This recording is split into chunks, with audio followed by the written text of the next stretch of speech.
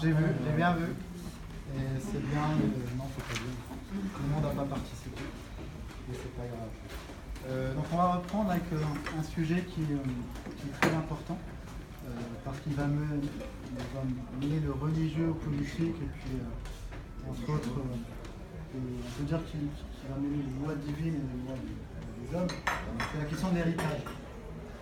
Donc est-ce que l'égalité en ce qui concerne les droits de succession, donc l'héritage, est-elle envisageable? Je dis bien envisageable, pas réformer la loi, juste voir est-ce que pour vous, il est envisageable un jour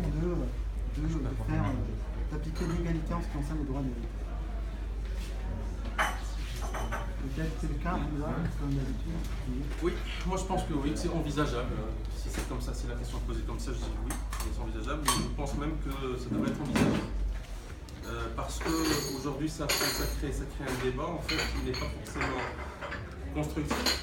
Il le serait si effectivement ça finit par aboutir à une amélioration justement sur la répartition de l'héritage. Maintenant, effectivement, ce sujet est tellement bien détaillé dans les textes religieux, en fonction des différents cas, etc., que s'aventurer à essayer de mettre l'homme et la femme sur un même pied d'égalité face à la question d'héritage, c'est remettre en question non pas un simple principe, mais beaucoup de versets à la fois en même temps. Et donc c'est là où on a vraiment besoin d'un éclairage de personnes. Donc la question aussi, c'est, tu as parlé tout à l'heure d'interprétation des textes, je dirais même évolution. Est-ce que on sait tous, c'est ch'tiat, c'est un droit, c'est même un devoir, c'est un devoir dans la religion.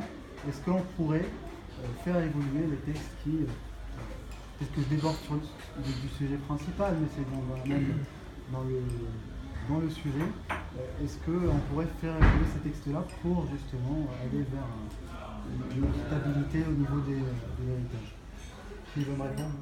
Pour répondre, bon, je suis d'accord avec toi parce que dans un sens, je peux paraître schizophrène, mais je suis pour que je sois l'égal de l'homme peut-être dans la société. Mais par contre, côté religieux, je ne suis pas capable, ni moi, je crois, ni vous, de dire que autant genre pour la religion et pour les textes religieux, qu'on doit avoir l'égal de l'homme. La même chose, genre le même pouvoir, voilà, en termes d'héritage par rapport à l'homme. Du coup, on n'a aucun pouvoir, je crois, et même les gens, je crois, d'ijtihad, comme tu dis, sur quelle base ils vont juger ça et ils vont faire évoluer ça. Genre, je crois que ça, c'est un peu compliqué à gérer. Et je sais pas, personnellement, je trouve que côté religieux, il faut le laisser tel qu'il est pour le moment. Peut-être Yacine qui demande. En fait, c'est vrai que dans le Coran, s'il y a bien un truc qui est bien détaillé, c'est bien l'héritage. Et comme tu as expliqué tout à l'heure, Hamza, c'était à l'époque où il y avait, bon, je ne reviens pas sur ça. Néanmoins, on sait que dans l'islam, donc déjà au Maroc, on ne peut pas dire oui, on peut faire un truc hors du Coran parce que les sources juridiques du Maroc sont le Coran, notamment en ce qui concerne le droit de la famille. Par contre, il y a une possibilité effectivement d'améliorer, c'est qu'en fait le mariage au Maroc et dans l'islam, c'est que contrairement à la société française et chrétienne qui dit que le mariage est sacré, dans l'islam le mariage n'est qu'un contrat. Et dans ce cas, oui, il est soumis bien sûr à tout ce que, mais je veux dire c'est un peu comme ici en France aujourd'hui, parce que si on voit, c'est un contrat, dans le sens, c'est un contrat de mariage. Et dans ce cas, on peut imaginer comme en France, faire un contrat que si jamais on divorce, il y a en fait, étant donné de voir peut-être les revenus entre l'homme et la femme, si la femme garde les enfants, ça doit être en fait que la femme doit prendre plus que l'homme parce qu'elle a la charge des enfants, elle doit avoir la charge, parce qu'on ne peut pas dire l'héritage, c'est seulement des parents aux enfants, mais on peut parler en fait du partage du patrimoine dans le couple en cas de divorce. C'est là où il y a le problème, parce que tant qu'on est unis, il n'y a pas de problème. C'est au moment de la séparation et au Maroc où on doit vraiment voir ce qui est problématique, c'est justement ces femmes qui sont divorcées avec les gosses, comment on peut améliorer leurs conditions de vie. C'est ça le véritable problème de la femme marocaine. Merci Yacine, peut-être. Ouais, moi je voulais juste intervenir par rapport à cette question. Je pense que la question de l'héritage aujourd'hui n'est pas la priorité des femmes marocaines. Donc ça c'est un point que j'aimerais bien signaler. Et la deuxième des choses, je pense que c'est une question, comme les autres, comme d'autres questions, qui est légitime, qui doit être posée. Alors aujourd'hui, si moi en tant que personne me pose la question, est-ce que je suis pour ou contre, moi je répondrais que je n'ai tout simplement pas les compétences pour répondre. Parce qu'il y a un contexte religieux dans lequel je crois profondément et que je respecte profondément, qui a un avis très fort là-dessus. Et il y a le contexte sociétal qui est en train de changer. Il y a un modèle occidental qui est très récent et qui a prouvé des bonnes choses et dont aujourd'hui on n'en voit pas forcément des conséquences très positives sur la société occidentale. Donc il faut aussi qu'on soit critique de ce point de vue-là. Il y a des évolutions qui ont été faites et le bilan aujourd'hui, si on fait le bilan, c'est vrai, il y a plus de liberté, mais d'un autre côté il y a beaucoup de choses qui ont été perdues et dont profondément on sait qu'on n'est pas du tout content d'avoir perdu ces valeurs. Donc aujourd'hui, je pense, voilà, si je reviens sur le premier point que j'ai cité, c'est une question légitime qui doit être posée.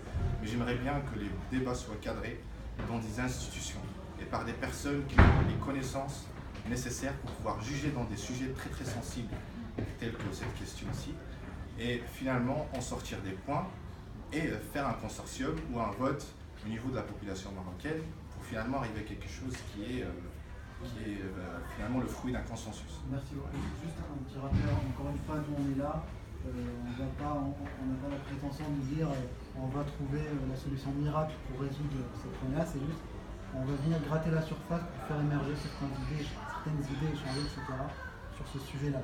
Je suis d'accord avec toi, il faut poser la question, mais la question doit être résolue par des personnes compétentes. Malak. Oui, juste pour rebondir sur ce que tu viens de dire, Jawad, tu parles de légitimité, etc.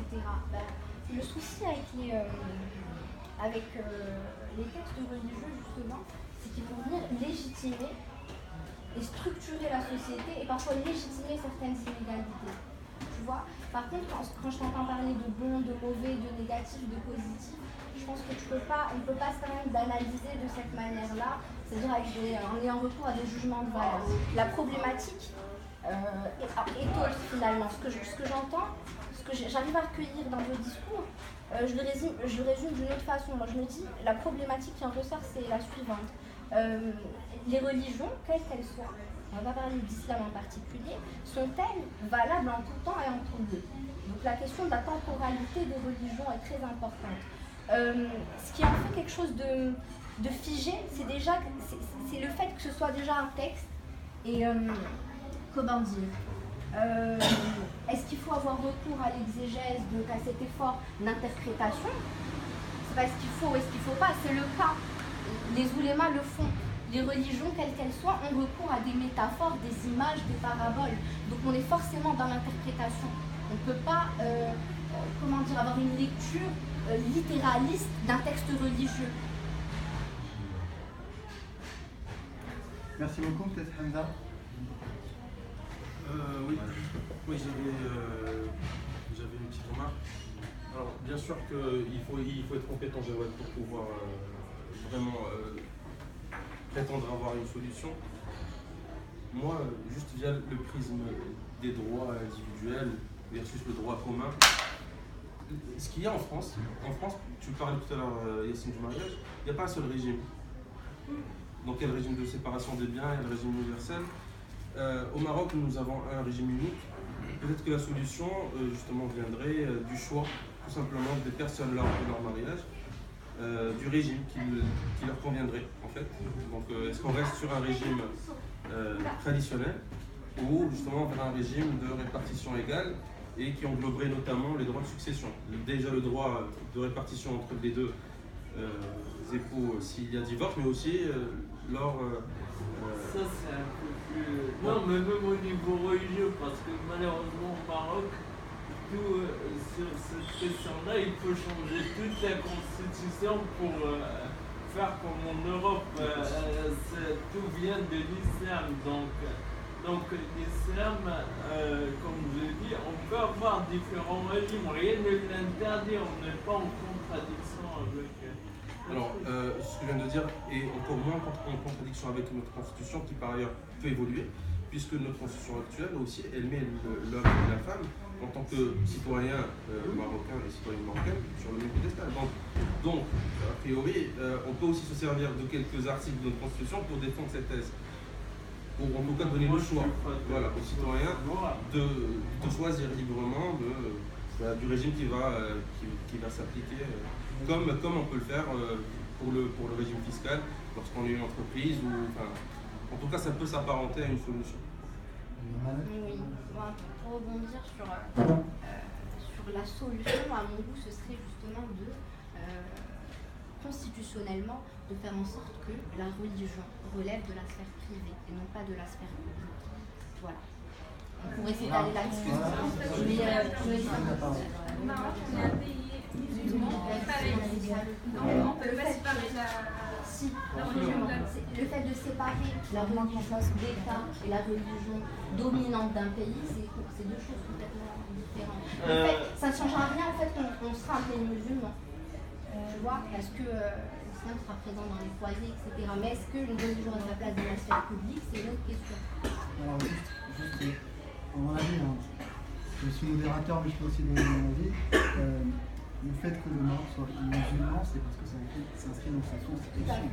Réformer la constitution en retirant cette ligne fera que le Maroc ne sera plus musulman. De par l'architecture des lois, on est obligé de... Il sera musulman par la majorité de la population qui le constitue. La constitution est au sommet de la pyramide des normes. Deuxième point très important sur ce que tu as dit, c'est en fait ce que tu proposes finalement, la séparation du religieux et du politique. Ce qu'il faut se dire aussi, c'est que c'est très compliqué dans un pays qui est dirigé par les musulmans d'appliquer les lois de laïcité. Ce qui se fait en France, la France, c'est pas le Maroc, c'est deux contextes différents, c'est des histoires différentes, etc. Nous, ça fonctionne bien avec nous, enfin ça fonctionne bien, ça fonctionne, et ça va dans le sens de notre système. On ne peut pas venir appliquer ce qui s'applique autre part dans notre pays sans prendre en considération les contextes. Il ne s'agit pas de transposer un système. On est juste en train d'essayer de questionner les choses, de problématiser les choses et d'essayer de se dire bon, quelles pourraient être les solutions là. Parce qu'il y a quand même tout converge vers cette problématique-là, quelque part, quand je vous entends parler. Donc, quand Hamza soulève l'idée d'une solution, la seule question que je me pose, c'est est-ce que ça solutionnerait bien des choses ou pas? C'est tout. Il faut y penser. Alors pour toi, le fait de retirer le religieux du politique, ou le fait de séparer les deux lois, résoudrait le problème. Ça pourrait, c'est suffisant. En tout cas, ça vaut le coup d'y penser. Malek, la nouvelle constitution marocaine, elle a déjà mis un pied sur ce sujet-là en disant que l'un des articles, je pense le deuxième ou le troisième article, il dit que le Maroc est un pays musulman, néanmoins il garantit la liberté religieuse de chacun. C'est tout l'ordre des écrits dans les livres. C'est cette façon aussi de, comment dire, les règles juridiques sont tellement écrites de façon à toujours pallier les choses, comment vous expliquer, je ne suis pas juriste, même si j'ai fait du droit. Mais voilà, le fait de dire ça et de finir la phrase d'une autre façon, c'est comme si ça annulait un peu les choses. Parce que je veux dire, pas dit. il faut des fois lire entre les lignes. Je t'ai pas dit que on est arrivé au bout. Je t'ai dit on est vers une voie. Mais et par rapport à ton interprétation au début, quand tu as dit à l'autre intervention par rapport au texte, c'est que malheureusement l'islam il est resté figé au 3e ou 4e siècle musulman, c'est-à-dire au 8e ou 9e siècle, parce qu'il y a eu 4 écoles qui ont interprété l'islam et on est arrêté là. Et il y a eu des interprétations au 9e, 10e siècle et on est resté figé. L'islam peut évoluer et peut, de toutes façons, ce qui est génial en arabe, c'est que c'est une langue, en fait, les mots ils peuvent avoir plusieurs sens. Et en fait, on peut l'appliquer à toutes les sociétés, à tous les temps et tout. C'est seulement, il faut aujourd'hui relire le Coran et l'interpréter selon les nouvelles normes, les nouveaux droits, etc. Ça renvoie à la problématique que j'ai abordée tout à l'heure, On a qui est bien la compris. temporalité.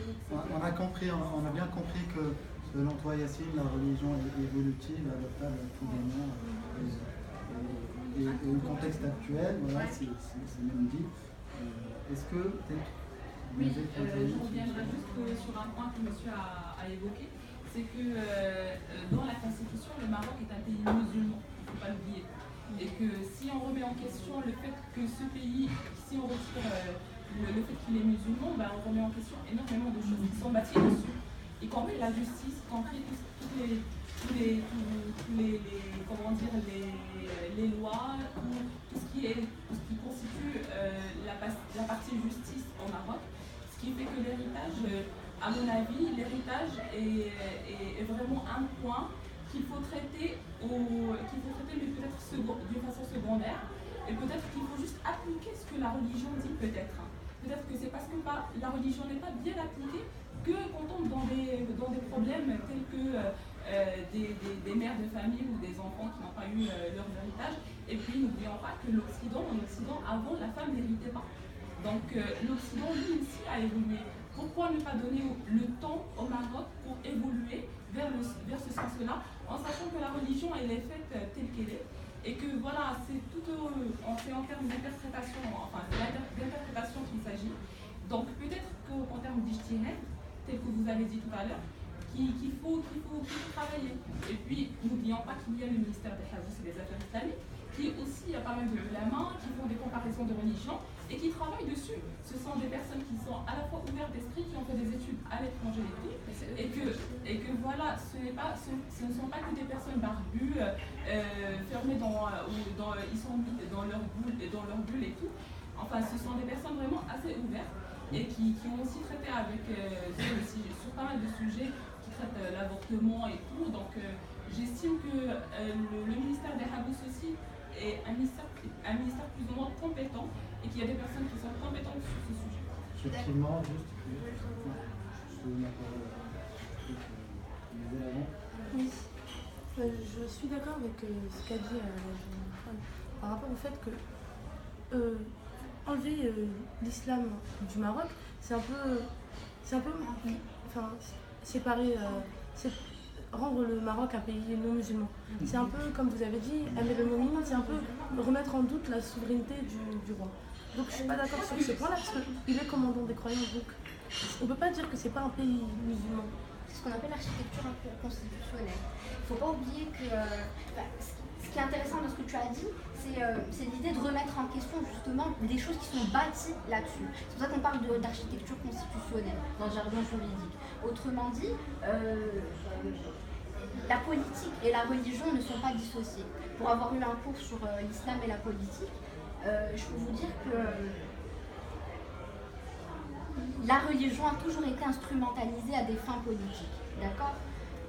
Autre chose, on est dans un modèle où la légitimité, il y a différents modèles de légitimité, d'accord ? On est dans un modèle de légitimité religieuse. Voilà, et les textes de loi l'illustrent très bien.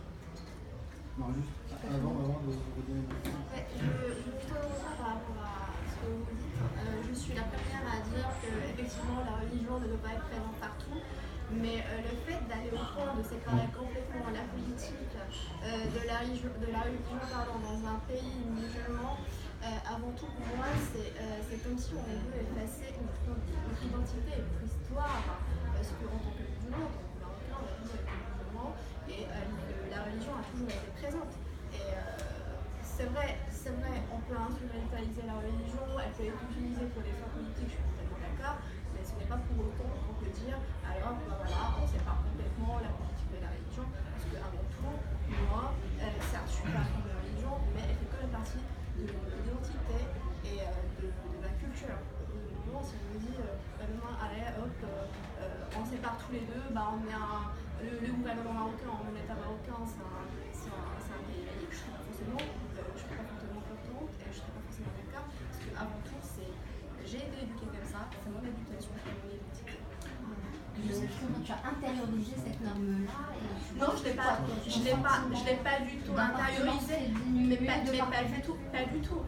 Encore une fois, j'ai dit, certes, la religion nous représente partout, mais ça fait quand même partie de nous et de notre culture. Donc on ne peut pas la séparer complètement de notre système politique. On a bien compris. Juste pour répondre à la question, Malek. réponse, voilà, pardon, Malek. La question pour vous est le problème est que le Maroc est basé, le problème qu'il y a c'est juridique.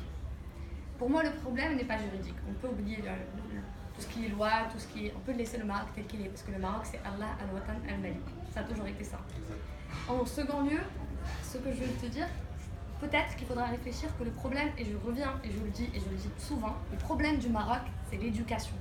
Et l'éducation, si on inculque aux gens comme quoi, je sais pas, il faut respecter la femme, il faut lui donner sa place, au monde rural, il faut donner la femme, lui donner la possibilité de travailler, lui donner les mêmes valeurs, expliquer aux gens et leur donner la possibilité d'avoir des armes pour combattre ce fléau-là. Je peux dire que le problème ne se base pas du tout au point juridique. On peut complètement jarter et zapper ça et peut-être répondre à ce problème-là du côté de l'éducation, parce que c'est vraiment le vrai problème. Parce que si on éduque les jeunes, on est sûr d'avoir un futur sûr, des femmes éduquées, des femmes qui arrivent à un certain niveau et des gens qui ont une certaine, un certain niveau intellectuel qui est très important dans notre société. Parce que je vous rappelle que là, j'ai remarqué qu'on parle de la femme marocaine dans les villes. Et depuis tout à l'heure, on est en train de gérer, pour ne pas dire égoïstement, nos problèmes qui sont à mes yeux très secondaires par rapport aux femmes qui vivent dans des pays, pas pays, mais dans des régions un peu rurales. Et du coup, si on veut déjà à la base être juste, il faudra déjà mettre les femmes au même niveau. Si on veut que le Maroc évolue, il faudra que les femmes du monde rural soient l'égale déjà des femmes du monde des villes, des grandes villes. Et après, on peut voir si le Maroc peut devenir laïque ou pas. Ça, je ne le pense pas, parce qu'on est tous marocains, on est presque tous Allah al-Watan al-Malik et on est fiers de l'être. Merci. Ouais, je voudrais juste te remercier pour les deux points. Je pense qu'elle m'a rejoint au niveau de la question, de l'héritage qui n'est pas la priorité aujourd'hui, de la femme marocaine, on est d'accord. Parce qu'on est quand même à plus de 60% de femmes, de personnes qui sont analphabètes. Donc c'est des choses qu'il faut aujourd'hui souligner, qui sont très importantes. Alors moi, je voudrais pousser un peu le débat plus loin, et sur la question religieuse justement, et la présence de l'islam dans notre constitution. Je voudrais vous poser une question. Est-ce qu'aujourd'hui, on a donné l'occasion à cette religion d'être appliquée dans nos administrations et dans nos lois telles qu'elle le demande? C'est ça ce que je suis en train de demander. Aujourd'hui, on écrit qu'on est un pays musulman, mais au niveau des lois et des choses telles qu'elles sont faites aujourd'hui, est-ce qu'on fait justement des lois qui collent tout à fait à ce qui est demandé dans notre religion? Je parle justement par exemple des femmes qui sont des femmes divorcées. Il est où Beit Zakat? Il est où leur salaire? Parce qu'une femme, elle a besoin d'un salaire. Lorsqu'elle a des enfants et qu'elle n'a pas de travail, aujourd'hui, il faut lui préparer un salaire pour qu'elle puisse vivre. Et elle va aller où cette dame? Généralement, c'est des choses qui ne sont pas présentes aujourd'hui. Oui. Et je pense que moi, je pourrais pas pour le moment juger de la pertinence de garder la religion ou de l'enlever, parce que tout simplement, on n'a pas donné la chance complète d'être pratiquée dans le cadre de Pour faire rapidement la synthèse de ce que je viens de dire, je te donne la parole tout de suite. En fait, l'idée qui choque vraiment, c'est de séparer, de venir retirer de la Constitution. Ça choque, il ne faut pas le faire, etc. Vous avez différentes approches, chacun sa façon de voir les choses. Il y en a qui veulent. Certains veulent régler le problème, ou du moins essayer de le régler du côté juridique, d'autres du côté de l'éducation, d'autres du côté religieux. Donc il y a différents avis, différents points de vue. À mon avis, personnellement, je pense que c'est un travail religieux qui doit être fait, puisque nos lois au Maroc, ce sont des lois qui ne sont pas uniquement religieuses, mais uniquement des lois de la loi des hommes, ce que c'est un mot plus adapté, mais pour moi c'est un mix des deux. La loi marocaine, c'est une loi qui est basée sur un autre corpus de loi qui est religieux, ou en tout cas source de loi religieuse. Aujourd'hui, c'est un mix des deux. Si on veut résoudre le problème de l'héritage, il faudrait faire un travail en amont sur ce que disent les textes. Est-ce qu'ils sont modifiables, est-ce qu'ils sont interprétables autrement? Je n'ai pas la réponse, je n'ai pas la prétention de droit, parce que je n'ai pas de compétence. Si quelqu'un veut. Oui, c'est pour répondre à madame et rebondir là-dessus. Je suis d'accord avec toi, Amine. Et pour te répondre, non, je ne pense pas que le problème soit religieux. Je ne parle pas de problème, je parle de problématique. Et il y a différentes problématiques. Il y a la problématique juridique, la problématique religieuse, la problématique sociale. Elles se recoupent, d'accord? Il y a une véritable confusion en fait, comment dire, pour essayer justement comme tu disais, de faire évoluer le débat, il faut l'évaluer sous un autre angle. Si on veut vraiment parler de la problématique de la femme, l'approche elle est sociologique, d'accord? Elle est ni religieuse ni autre, ok? La problématique sociologique, elle est aussi intersectionnelle, comment dire? Pour essayer de ne pas trop s'éparpiller sur le sujet, il y a un concept qui met en commun toutes ces problématiques-là, qui est le concept du genre. Est-ce qu'il y a quelqu'un qui a comment dire, qui a déjà fait de la sociologie? J'ai déjà fait de la sociologie, oui. C'est pour ça que je tiens à poser une question. Quand vous dites que c'est un problème sociologique, la problématique est sociologique. D'accord. Pas du problème. Vous pouvez Quand on est dans la problématique, on questionne. C'est pour ça que je viens vers vous pour expliquer ce que vous voulez dire par sociologie. Parce que quand on parle de sociologie, on parle de genre, on peut parler de contexte, on peut parler d'anthropologie aussi. Donc c'est pour ça que je reviens vers vous. Donc l'approche genrée, elle est non seulement sociologique, elle est également anthropologique, parce que les débuts des études ont lieu dans les années 30 et 40, et c'était une anthropologue américaine qui a débuté ses recherches en Océanie, donc elle s'appelle Margaret Mead, d'accord? Elle a constaté justement que le modèle, les modèles sociologiques que nous avons ne sont pas forcément les mêmes ailleurs, d'accord? Bon, c'est parti de là. Hein. Après, il y a toute une histoire du genre, de la sociologie du genre. Pourquoi la question que tu m'as dit, c'est en quoi elle est, la perspective elle est genrée? En quoi elle est sociologique? D'accord. Parce que déjà en sociologie, on est dans une approche descriptive, d'accord? On n'est pas en train de dire tel. On n'est pas dans une approche normative. On n'est pas en train de dire, voilà, les choses devraient être ainsi. On n'est pas dans le jugement de valeur. Donc déjà, pour commencer dans les bases de la sociologie, il faut comprendre que la société précède l'individu, d'accord? Ensuite, elle exerce un pouvoir coercitif sur l'individu. C'est une entité, d'accord, qui précède les individus, elle est là, elle est présente. Qu'est-ce que le processus de socialisation? C'est l'intériorisation des normes et des valeurs de la société, ok? Donc, il y a différentes normes qui sont intériorisées par les individus. Et quand je vous entends parler, c'est très très présent. C'est de dire, voilà, on est comme ça, on a été éduqué comme ça, les choses sont ainsi, etc. Ça veut dire que vous avez quelque part intériorisé ces normes et ces valeurs-là. Très bien. Pourquoi la problématique, elle est sociologique? Pourquoi est-ce qu'on devrait commencer d'abord par la sociologie? C'est pour bien se rendre compte que en fait, mis le rapport ça part de là. Loi et tout ce qui est sociologie. Ça part de là. Comment? Vous avez mis le rapport entre la loi et tout ce qui est la problématique en tant que loi et en tant que sociologie. Les problématiques. On va peut-être couper le dialogue binaire. Ça t'intéresse? C'est passionnant. Est-ce que vous voulez que je fasse une parenthèse rapide là-dessus? Non, mais je te redonne la parole sur la partie sociologique. C'est vrai que le débat commence à devenir très haut parce qu'on parle d'approche sociologique. On a parlé de politique, etc. C'est intéressant. Yacine, tout à l'heure. Alors, juste pour te rejoindre, vous deux, c'est vrai que je vais vous donner tout à l'heure, je vous ai dit, oui, les lois au Maroc sont égalitaires et tout par rapport à l'homme et à la femme au niveau du travail, ok.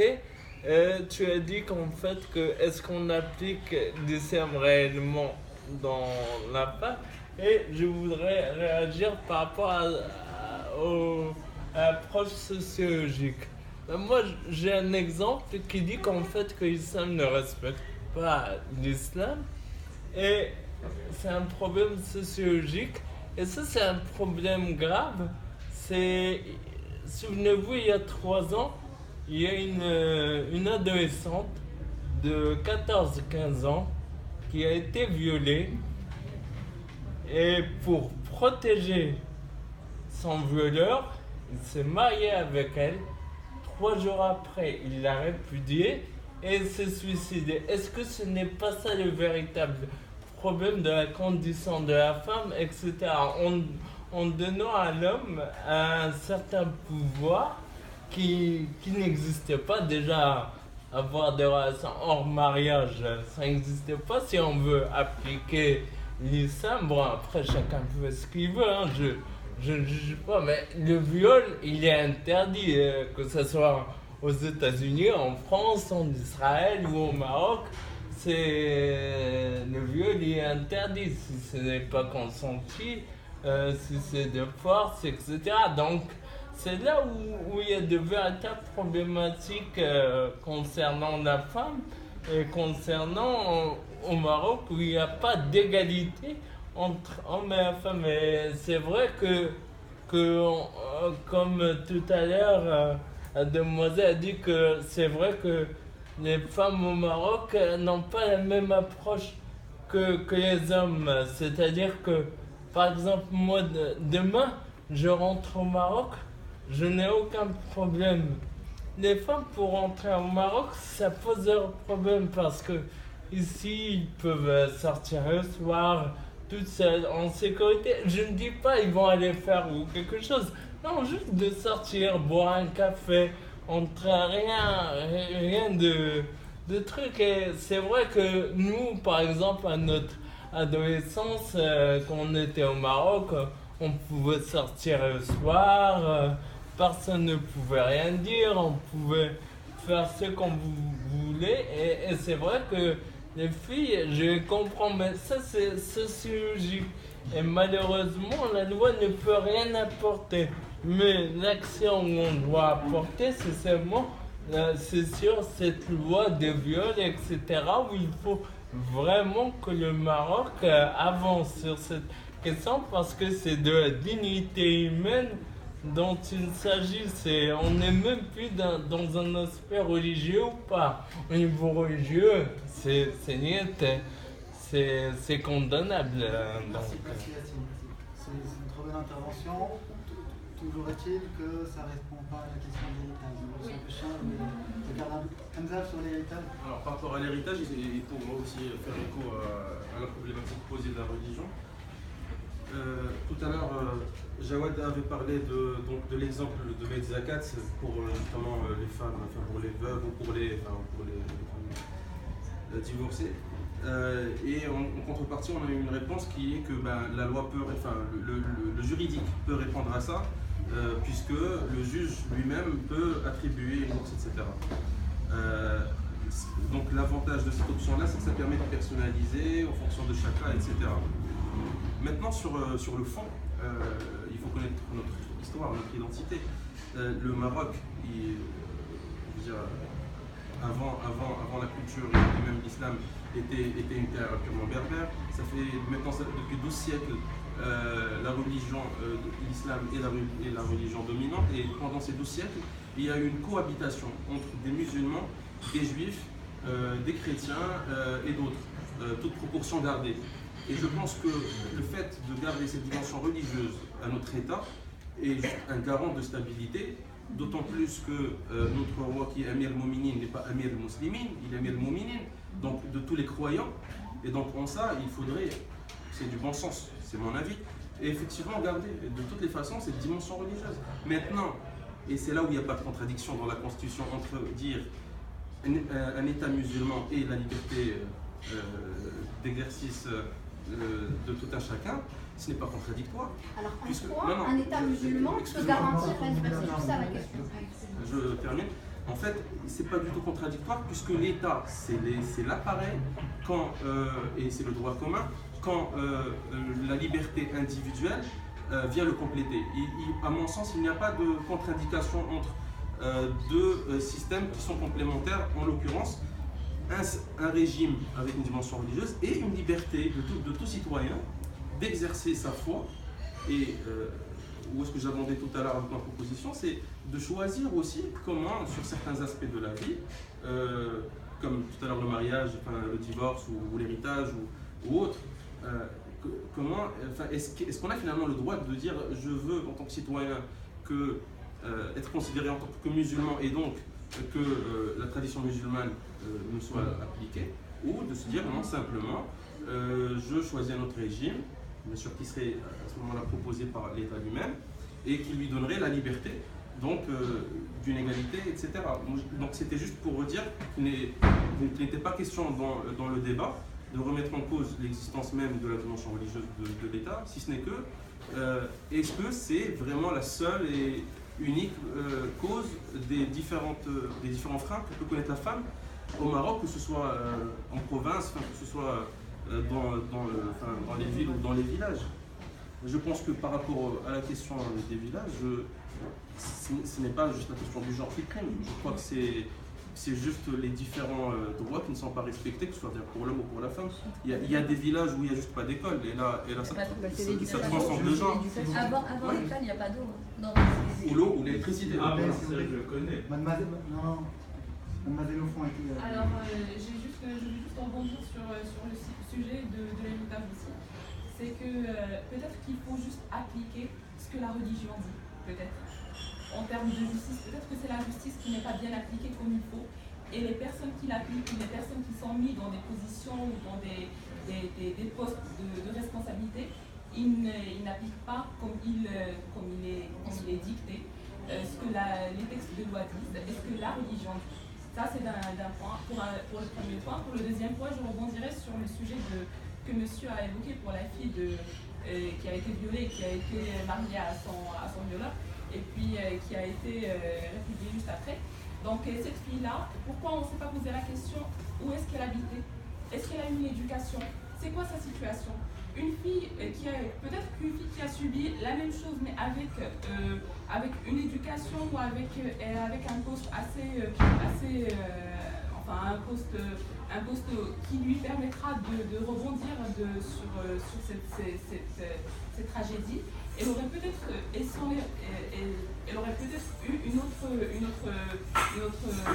fin. Il y a un reportage qui a été fait sur cette fille qui est très intéressant. Je te conseille de regarder. Par une belle salle. Très très intéressant. Mais je dirais peut-être, je remettrai en question et je souhaiterais vraiment qu'on parle des deux types de femmes marocaines. Les femmes marocaines qui ont vraiment des besoins, mais des besoins primaires. Et des femmes marocaines, pour moi, comme je disais tout à l'heure, c'est des problèmes de riches qu'on est en train de traiter parfois. C'est des problèmes de femmes qui ont eu un minimum, le fait de venir ici en France, de faire des études, de travailler, c'est un minimum, c'est un petit peu de liberté quand même que d'autres femmes marocaines en Maroc n'ont pas. Donc, alors, juste un petit point rapide sur... effectivement, nous n'avons pas tourné le débat uniquement sur la femme du monde rural et la femme, on parle de la femme en général. Peut-être qu'il faudrait une journée ou dans un autre samedi, 3 heures, dans un il faut traiter uniquement le sujet de la femme au monde rural. Là, on traite le sujet de manière générale. Juste une ou deux interventions brièvement sur l'héritage, après on passe à une autre question. Oui, par rapport au sujet de l'héritage, comme vous l'avez dit qu'il y avait un problème d'interprétation des lois et d'application des lois. L'an dernier, par exemple, je suis allée dans un doha très éloignée dans la région de Ouadézé. Et là-bas, en fait, au niveau de l'héritage, c'était pour aller chercher un héritage, ben, la femme, pour eux, hors dimension religieuse, n'avait pas d'héritage. Pas du tout. Donc là, je pense que vraiment le problème, il est dans l'application de ces lois et que c'est pas une question de la moitié ou bien la même quantité. Je pense que vraiment, il faut déjà que le fait qu'une femme ait un héritage soit compris par toute la société marocaine. Bien compris. Une réponse? Et justement, pour toi, ça illustre quoi? Ça illustre de la femme, comment elle est perçue, la femme? Elle est perçue de manière inférieure. D'accord, voilà. C'est un peu l'origine de tout ce sujet, en fait. Et justement, je pense que l'émancipation de la femme, elle vient de là. De prendre possession d'elle-même et d'être reconnue en tant que femme. Pour moi, c'est... Ensuite, effectivement, il y a plein d'autres sujets qui arrivent après. Et je ne suis pas d'accord avec toi quand tu dis que on a évoqué des sujets de problématiques de riches aujourd'hui par rapport à d'autres. Non, en fait, moi, quand je parlais d'émancipation, de liberté, de me sentir libre au Maroc, j'ai le même sentiment, je vis la même chose que ma femme de ménage, qui me fait extrêmement peine, qui a un petit enfant et qui a réussi à avoir un enfant à 40 ans avec un homme qui la maltraite et avec lequel elle ne va pas divorcer parce que elle ne peut pas s'en sortir, mais on a le même sentiment. Quand on sort dans la rue, on a le même sentiment. On n'a pas eu accès à la même éducation, mais en fait, on se rejoint sur beaucoup de choses. Donc, ce sentiment de liberté, pour moi, c'est pas un problème de riche, en fait. C'est un problème humain et c'est un besoin humain, en fait. Et c'est primaire, en fait. Enfin, eh bien, juste, monsieur William, pardon. Alors moi, je pense qu'à un certain moment, il faut être quand même assez pragmatique. Comme si on voulait enlever l'islam comme religion de l'État, je ne pense pas que ce soit réalisable dans l'état des choses. Pourquoi? Parce que qui dit modification de la Constitution dit référendum, et on vient de dire la majorité de la population est musulmane et serait contre le fait d'enlever l'islam de la Constitution. Maintenant, il faut aussi dire comme ça, l'appareil de loi du Maroc n'est pas totalement tiré de l'islam. Il y a également d'autres points qui sont avec le texte très clair et qu'on n'applique pas. On n'applique pas par exemple la main d'un voleur.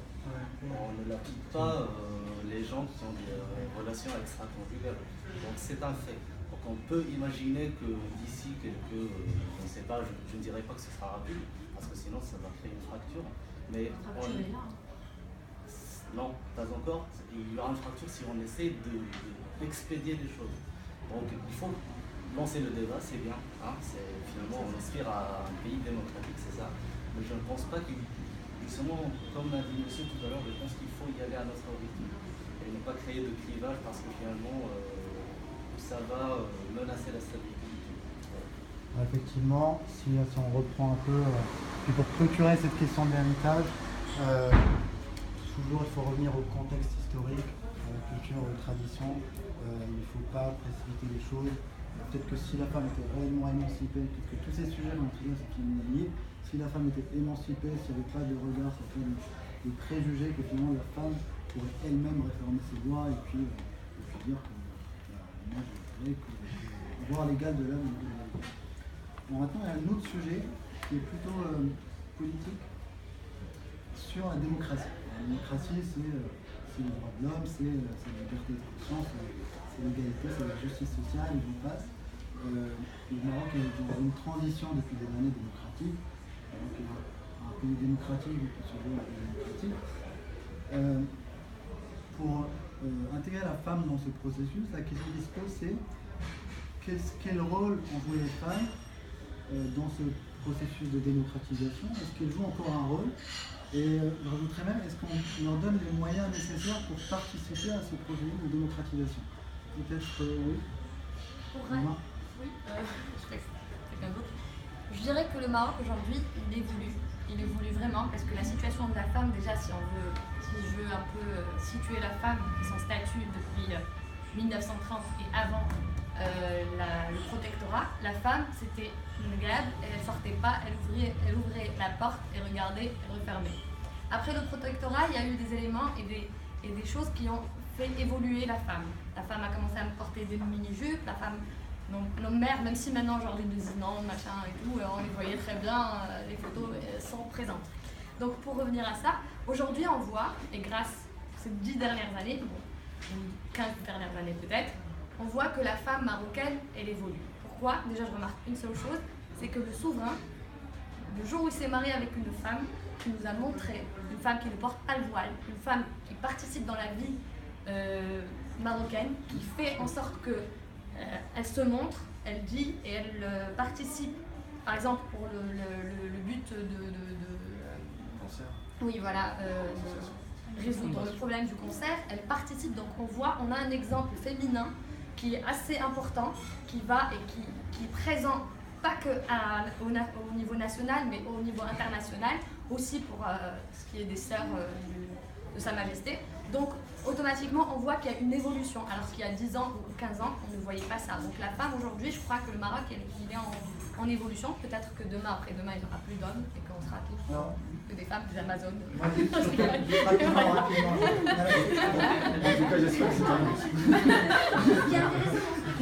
C'est juste quelque chose que je retiens et j'en prends note, c'est que en fait la progression elle est verticale et elle vient du haut. C'est juste ça. Non mais c'est ce que j'ai retenu. Non, et je trouve ça intéressant. Non, moi j'ai donné un exemple, faut pas généraliser. Tout à l'heure, une jeune fille m'a demandé pourquoi je parlais juste de l'architecture. Moi je parle de mon vécu, est-ce que je ne veux pas généraliser? Peut-être que les gens comprennent ce que je dis par rapport à ma situation, parce que je n'ai pas envie de parler de toi ou toi, parce que je ne te connais pas et je ne les connais pas non plus. J'ai pas envie de généraliser, c'est pour ça que je dis à chaque fois, quand on veut parler de quelqu'un ou de quelque chose et quand on généralise, il faut situer les gens à leur place. Donc moi, je ne me permets pas de vous juger tous, autant que vous êtes. Je parle de ma personne et de ma situation et de ce que je remarque. Donc automatiquement, j'ai donné un exemple qui est général pour tout le monde, que tout le monde peut voir et tout le monde peut atteindre. Donc voilà, j'ai pris l'exemple, le haut exemple qu'on peut avoir. Alors, merci. Moi je trouve ton exemple pertinent puisqu'il incarne même la stratégie de l'exemple. Effectivement, pour montrer l'exemple, il vaut mieux être une autorité. Et oui, c'est vertical. Quand on a une première dame, ou en l'occurrence là une princesse, effectivement, qui agit... Non mais un exemple. Mais tu sais, prenons l'exemple de la Grande-Bretagne.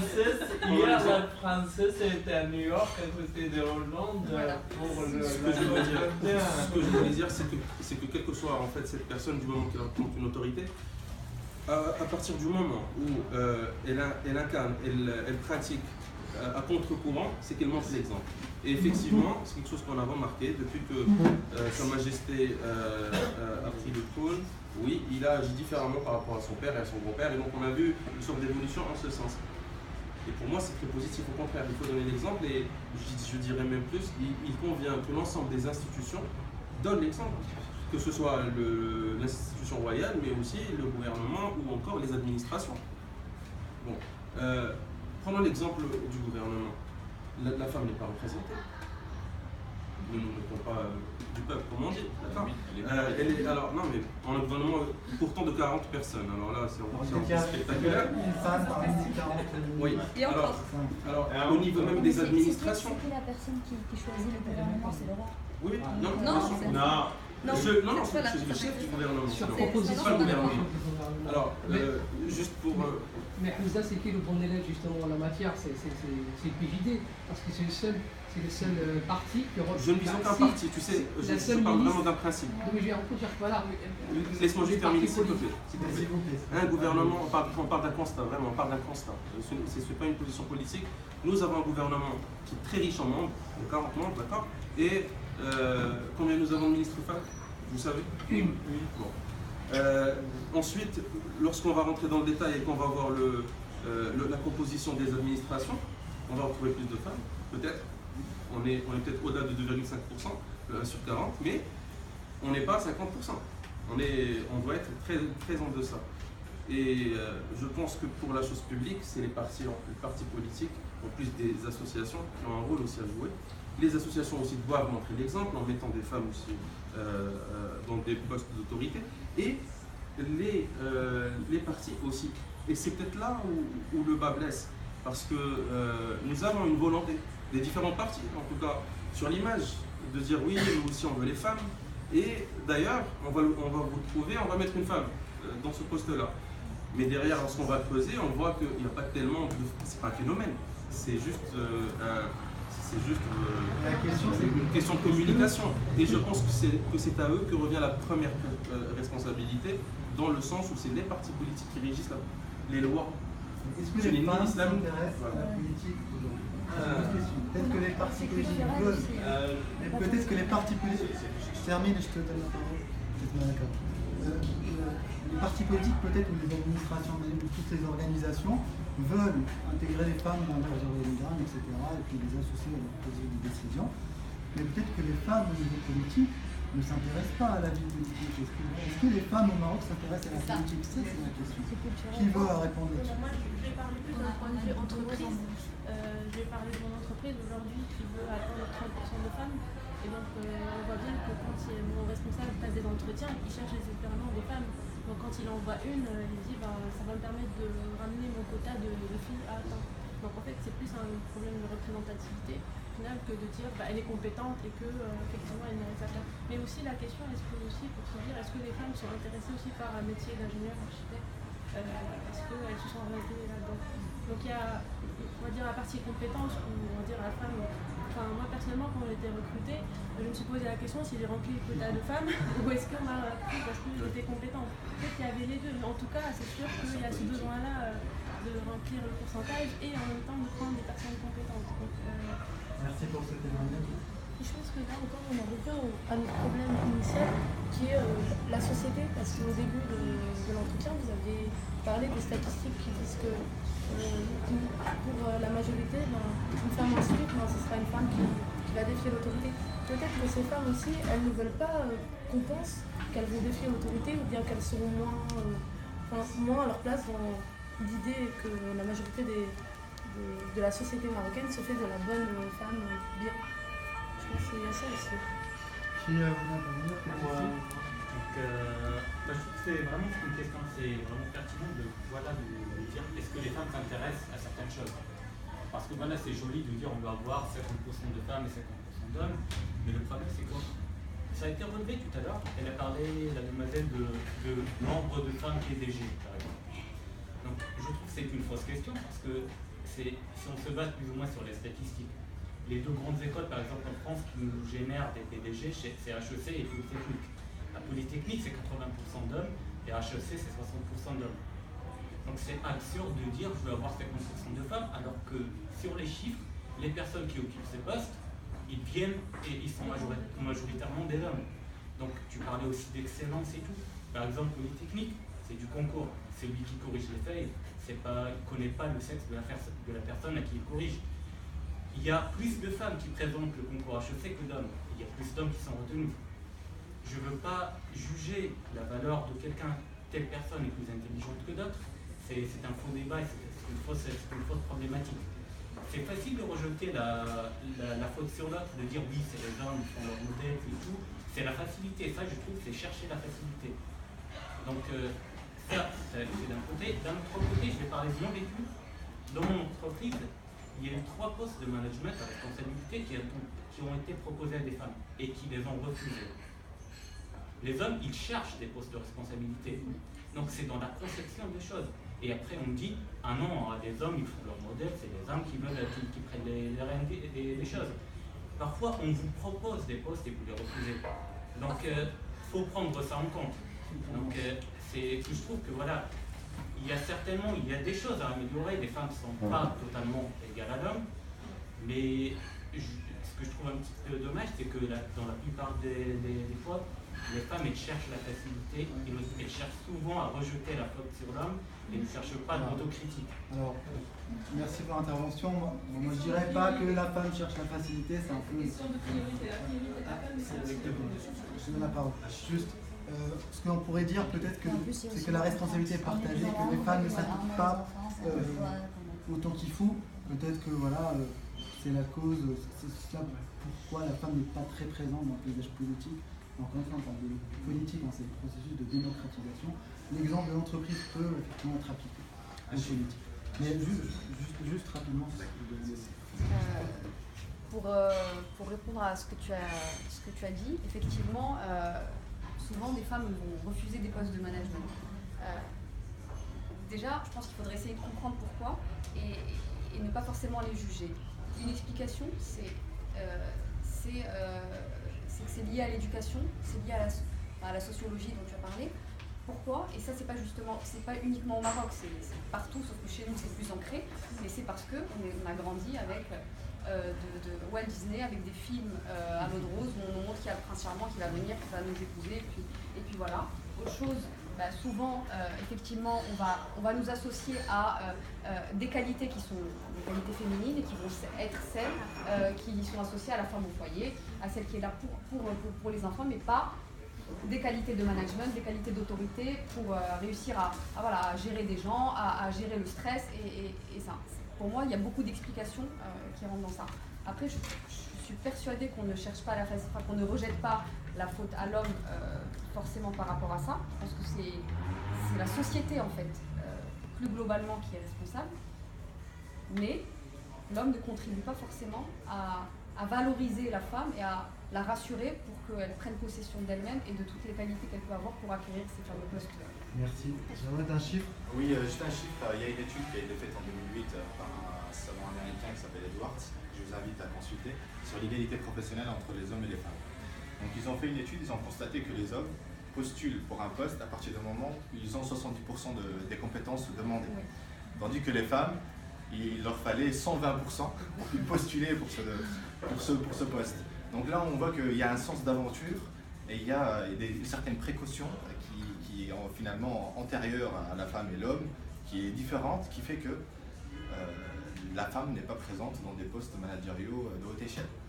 Voilà, c'est juste un chiffre que je voulais partager avec vous, une étude de monsieur qui s'appelle Edwards. Elle est présente. Et puis, madame. Alors, pour répondre à Mazi, je ne remets pas en cause les chiffres, c'est peut-être l'état actuel des choses. La majorité provient peut-être de ces deux écoles et c'est peut-être ce qui explique aujourd'hui qu'il n'y a pas 50% de femmes. Mais qu'est-ce qui nous oblige à aller piocher dans ces deux écoles seulement? Nous avons l'ENA par exemple, ici en France aussi, qui joue cet exemple, qui joue ce rôle-là. Pour parler du Maroc, je pense que c'est vraiment les compétences qui doivent primer et non les références. Une école est une référence, on peut être compétent sans être passé par une école, on peut avoir une vie associative riche, avec beaucoup d'expérience, qui a mis quand même l'exergue sur pas mal de phénomènes et donc qui a permis d'acquérir un certain nombre de compétences, et sans être passé par une école. Donc voilà, pour répondre à cette question des quotas ou des proportions. Ensuite, par rapport à la femme sous-représentée dans les institutions, c'est une minorité sous-représentée, comme d'autres, les jeunes sont sous-représentés. Les Marocains du monde sont sous-représentés. En fait, notre société a des minorités. Aujourd'hui, les minorités sont sous-représentées. Et donc, si on veut vraiment motiver davantage ces minorités sociales pour que justement ils embarquent dans la gestion de l'appareil de l'État, c'est effectivement, il faut envoyer des signaux pour montrer les exemples. Aujourd'hui, les exemples ne suffisent pas. Tu l'as dit tout à l'heure, Amine, il faut aussi que le citoyen s'implique. Et je pense qu'il y a une co-responsabilité. Et en l'occurrence, j'estime qu'il y a beaucoup de gens qui, par facilité pour le coup, se disent non, je ne vais pas en politique, je n'intègre aucun parti parce que c'est tous les mêmes, parce que ça ne sert à rien, parce que de toute façon, parce que, etc. J'estime que c'est comme de se dire ça ne sert à rien d'aller voter, de toutes les façons, c'est toujours les mêmes. En fait, c'est se tirer une balle dans le pied. Autant choisir le parti le moins pire, ou celui qui colle le mieux à ses principes, et essayer de changer d'intérieur, voire même créer son propre parti, même si aujourd'hui nous en avons déjà une belle panoplie. Mais enfin, disons, il faut garder l'esprit démocratique et non pas simplement rejeter justement, pour le coup, la responsabilité sur les autres, alors que quand même, nous sommes 38 millions de Marocains en comptant les Marocains du monde, et il me semble qu'il n'y a même pas 10% de ces Marocains qui sont vraiment impliqués dans la chose publique. Donc il y a une co-responsabilité du citoyen. Voilà. J'ai été très agréablement surprise de vous entendre tous les deux, dans le sens où vous avez mis le point, vous avez, comment dire, intuitivement, vous avancez vers des pistes de réflexion qui sont purement sociologiques. Et j'ai trouvé ça extrêmement intéressant. Et tu as dit deux choses. Tu as parlé, tu me permets de tu as parlé de films Disney, etc. Ça a l'air comme ça anodin. mais ce n'est pas le cas. Dans un processus de socialisation, il y a des instances de socialisation. Dans la socialisation primaire, il y a d'abord la famille, d'accord? C'est celle qui va inculquer ces normes et ces valeurs. Donc le conditionnement sociologique, il commence très tôt, d'accord? Donc dès la petite enfance. Quand il s'agit de donner à une petite fille une dinette et des poupées et à un petit garçon des jeux de, de combat, des Lego, des choses comme ça, on est déjà dans ce conditionnement, dans cette construction de la société, d'accord? Donc les inégalités, elles ne sont pas biologiques, c'est ce qu'il faut réaliser, elles le sont. Ah non, j'arrive, je vais t'expliquer pourquoi. Et oui, non mais non, on y vient. C'est là que... Ne pas couper la fin, restons démocratiques jusqu'au bout. Quand tu as invoqué l'étude, je me souviens plus du nom, en ce qui concerne, voilà, les femmes ont intériorisé par elles-mêmes ce sentiment d'infériorité qui est lié justement à l'éducation depuis le début. On n'est pas censé se renvoyer la balle entre hommes et femmes, c'est pas ça la question, on n'est pour rien, tout ça nous précède, d'accord? Tu as parlé de comment? C'est un terme qu'on appelle, qui est utilisé en sociologie, c'est la prophétie autoréalisatrice. Et c'est aussi la valence différentielle des sexes. Qu'est-ce que c'est? C'est l'attribution des valeurs socialement valorisées aux hommes, et les valeurs et les qualités socialement dévalorisées sont reliées à la femme. Donc à savoir, par exemple, le charisme, la force sont des valeurs dites masculines. L'émotivité, la douceur sont des valeurs dites féminines. Et tout ça, c'est entièrement faux. Tout ça, c'est issu d'une construction. Ok? Il faut déconstruire ces faits sociaux. On est dans des faits sociaux. On n'est pas dans de la biologie. Et le concept du genre, là, justement, il souligne ces choses-là, cette espèce d'opposition entre l'inné, l'acquis, entre la culture et la nature, etc. Le sexe relève de la nature, le genre relève de la culture, d'accord? On veut tout renvoyer à l'inné et à la nature et à la biologie. C'est ce qui permet de justifier les inégalités, vous comprenez? Et oui, tu as parlé dans le travail en architecture, tu as dit voilà, les femmes ont tendance à devoir faire plus de travail, fournir plus d'efforts, etc. Et ça, c'est très présent. Donc les femmes sont dans cette logique compensatoire parce qu'elles ont besoin de prouver qu'elles sont tout aussi compétentes que les hommes. D'accord? Alors que ça, c'est pas du tout lié à des compétences. D'accord? Les inégalités sont structurelles. Et les statistiques prouvent bien qu'en fait, à diplôme égal, d'accord, on n'a pas le même poste ni le même salaire. En sociologie, on s'appuie sur quoi? Sur des chiffres. C'est ce que j'ai dit tout à l'heure. C'est très bien, mais moi je reviens vers vous parce que j'ai pris note de tout ce que vous avez dit tout à l'heure et je trouvais ça extrêmement intéressant. Voilà, donc j'avais envie de rebondir sur ce que vous avez dit. Et pour revenir à ce que vous avez dit, pour remédier au problème sociologique que vous dites, pour résoudre ce problème-là de genre et d'éthique et de culture, aussi, parce que ça rentre aussi dans l'éthique des fois, dans le sens où... comment l'expliquer? Bon, c'est trop long pour l'expliquer et on n'est pas là pour donner des cours. On n'est pas là pour donner des cours, donc voilà. C'était juste pour revenir à l'éducation. Donc si on veut changer quelque chose, c'est à travers l'éducation et dire que la poupée, on peut jouer, nous deux, que ce soit homme ou femme. Donc tout ça, c'est un problème basé, et je le dis, le problème du Maroc, c'est l'éducation, que ça soit religieux, que ça soit politique, que ça soit peu importe lequel. Et malheureusement, on est loin derrière. Donc peu importe ce qu'il y a, c'est l'éducation. Merci beaucoup. Moi j'ai deux nouvelles à vous annoncer. La première, c'est une bonne nouvelle, parce qu'on a traité toutes les questions qui étaient au programme. La deuxième, c'est une mauvaise parce qu'on a fini. C'est fini, 18h, bon, peut-être une prochaine fois. Mais en tout cas, ce que je voudrais dire rapidement, c'est que pour moi, c'était un très bon débat. Il y avait beaucoup d'idées, beaucoup d'échanges. J'en ferai plein de nouvelles idées. J'avais pas cette vision-là de la femme marocaine. En tout cas, je suis satisfait personnellement. Je vais laisser Hamza, le président du cercle, faire un petit mot de conclusion. Et puis, oui, merci Amine d'avoir présidé cette séance. C'est ce premier débat de 2016, effectivement, qui s'est bien déroulé. Très intéressant, effectivement des idées divergentes, mais en tout cas qui vont tous dans le même sens. Ce que je voulais dire, oui. Aujourd'hui c'est l'occasion pour bon nombre d'entre vous de découvrir le cercle. Je vous invite à le découvrir davantage en vous rendant sur le site web. De toute façon, on a recueilli vos adresses mail et on fera une communication en ce sens, notamment pour les adhésions et aussi pour vous intégrer directement dans les activités des différents pôles. Je rappelle que nous avons un pôle sciences que je trouve exceptionnel justement par cette particularité. Je ne vois pas autour de moi tellement d'associations qui mettent en avant la dimension scientifique pour le développement des peuples. C'est davantage les économistes qui le font ou les entreprises.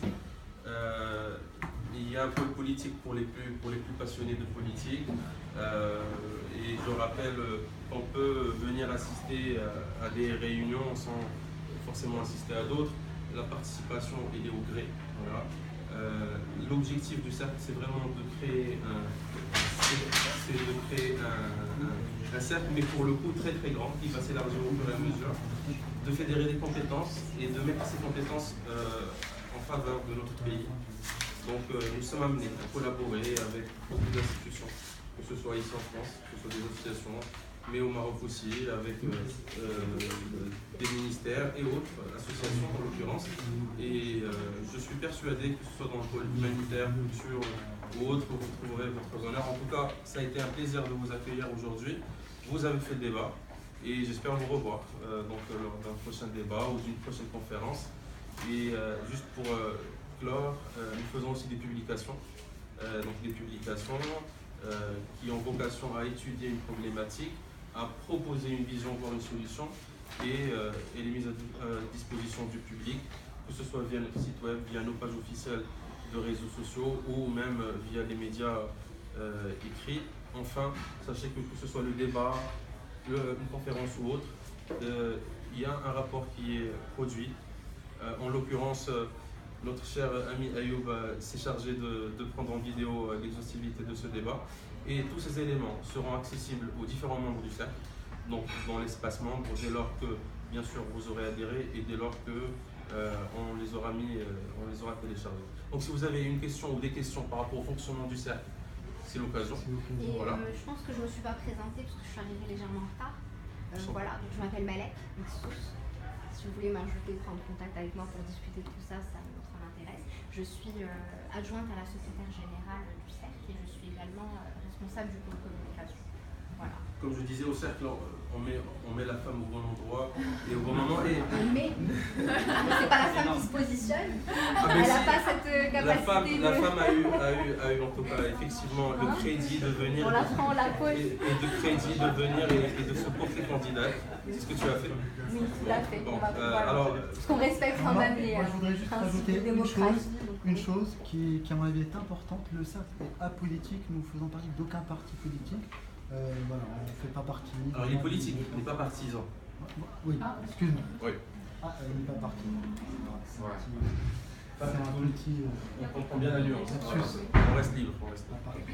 Voilà. Et juste par rapport à la composition même du bureau, sachez qu'on incarne la démocratie, on ne la cite pas simplement. Il y a une assemblée générale, il y a eu une élection. Le bureau qui est composé est fait en majorité de membres élus. Il y a eu quelques éléments qui ont été nommés pour pallier à des manques, mais justement nous voulons représenter la démocratie, que ce soit via sa dimension participative, puisque chaque membre appartient à un pôle ou à plusieurs pôles, et qu'au sein de ce pôle il participe à l'élaboration du programme ou des événements. La démocratie au sein du cercle est aussi représentative, puisque le responsable de ce pôle et membre de droit au sein du bureau. Et enfin, il est direct parce qu'on peut toujours accueillir des gens qui n'appartiennent pas au cercle et qui peuvent venir faire des propositions en direct ou via nos différents médias et canaux de communication.